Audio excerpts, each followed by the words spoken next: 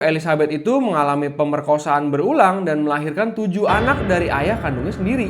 Halo guys, hari ini kita akan membahas kisah tentang Elizabeth Fritzl, seorang wanita yang dikurung ayah kandungnya sendiri selama 24 tahun di ruangan bawah tanah di Amstetten, Austria. Elizabeth Fritzl lahir pada 6 April 1966.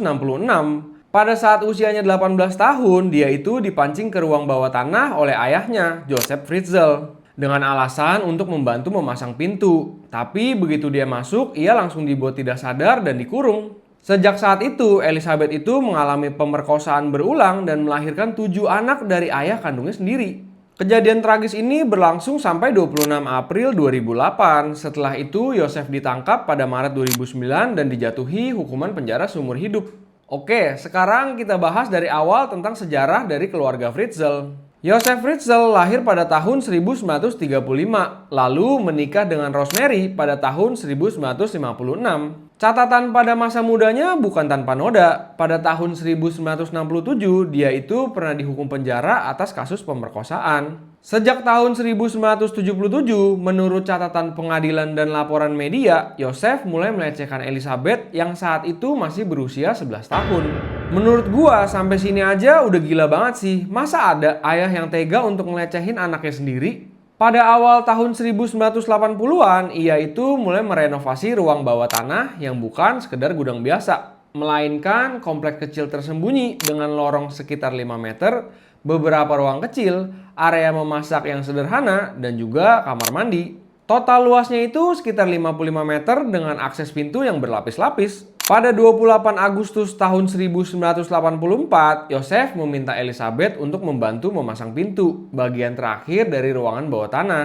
Begitu dia masuk, Elizabeth langsung dibekap dengan kain dan dipindahkan ke ruangan tahanan.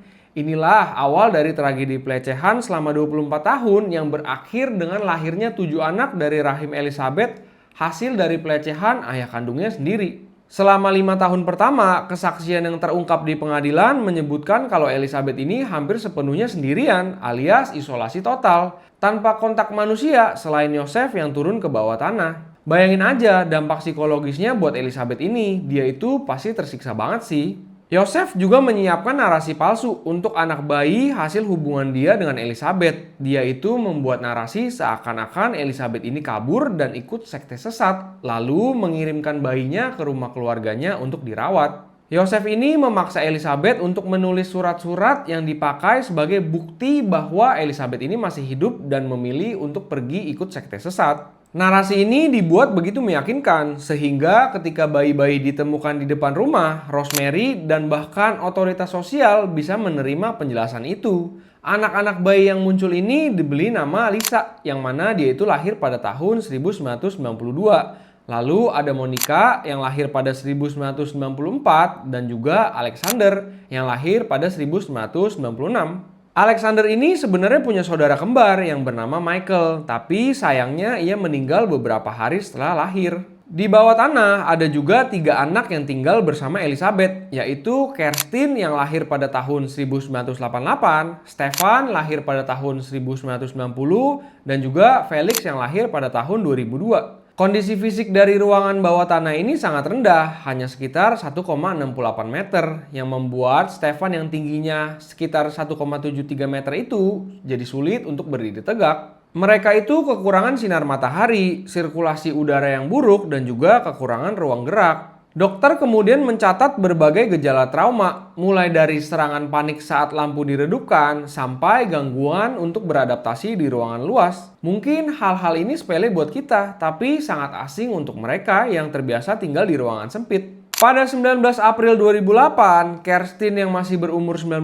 tahun jatuh sakit. Dia menderita gagal ginjal dan kondisi yang sangat gawat, hingga harus dibawa ke rumah sakit. Awalnya, Joseph setuju untuk membawa Kerstin ke Landesklinikum Amstetten dengan syarat memaksa Elizabeth untuk tetap berada di ruangan bawah tanah.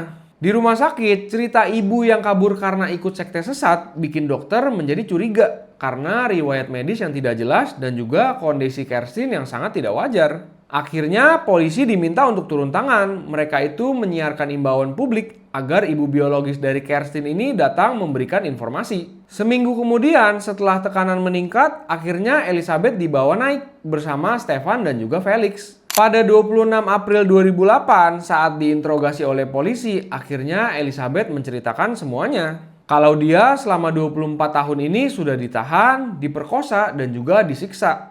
Rekaman testimoni ini kemudian diputar di sidang juri. Bahkan beberapa juri butuh istirahat karena syok mendengar tragedi ini.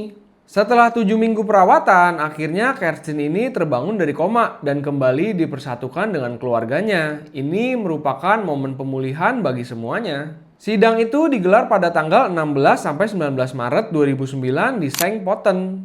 Jaksa mendakwa Yosef atas pembunuhan karena kelalaian terhadap Michael, bayi yang meninggal beberapa hari setelah lahir, perbudakan, pemerkosaan, insest, penahanan ilegal, dan juga pemaksaan. Awalnya Yosef menolak sebagian dari dakwaan, namun setelah bertemu tatap dengan Elizabeth di ruang sidang, ia itu mengaku bersalah atas semua dakwaan. Akhirnya pengadilan menjatuhkan hukuman penjara seumur hidup di institusi berkeamanan tinggi.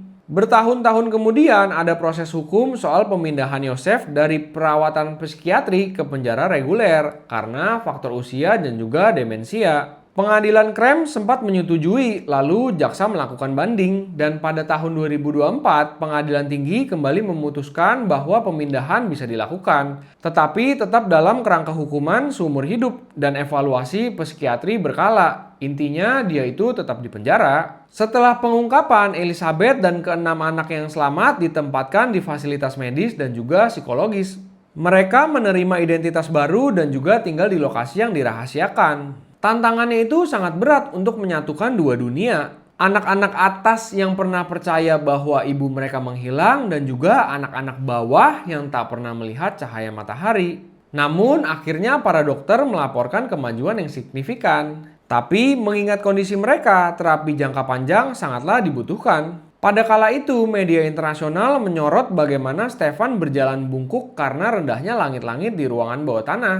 Dan bagaimana Kerstin itu mengalami gejala panik, bahkan hanya dari pemicu sederhana seperti lampu yang diredupkan.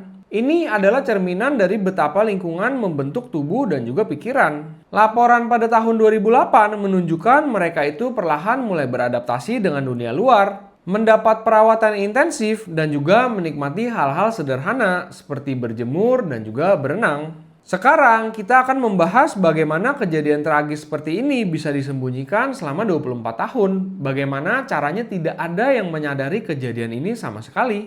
Yang pertama, ruangan bawah tanah ini didesain memiliki pintu yang berlapis, bahkan memiliki pintu baja dengan pengunci elektronik tersembunyi di balik rak. Dan lagi yang memiliki aksesnya itu hanya Yosef. Untuk mencapai pintu utama harus melewati 5 ruangan terkunci. Jadi sudah jelas ini bukan ruangan bawah tanah biasa. Yang kedua, strategi surat palsu tentang Elizabeth yang pergi mengikuti sekte sesat ini berhasil membuat lingkungan sekitar percaya dan memiliki penjelasan yang terdengar masuk akal untuk penemuan bayi di depan rumah keluarga Yosef. Yang ketiga adalah faktor sosial hukum. Yosef Fritzl pernah dihukum pada tahun 1967 atas kasus pemerkosaan. Namun, rekam pidana itu kemudian dihapus atau ditiadakan setelah kurang lebih 15 tahun sesuai dengan hukum Austria pada saat itu. Akibatnya, bertahun-tahun kemudian otoritas sosial tidak melihat riwayat itu ketika menilai permohonan pengasuhan adopsi anak-anak yang Yosef klaim dititipkan oleh Elizabeth.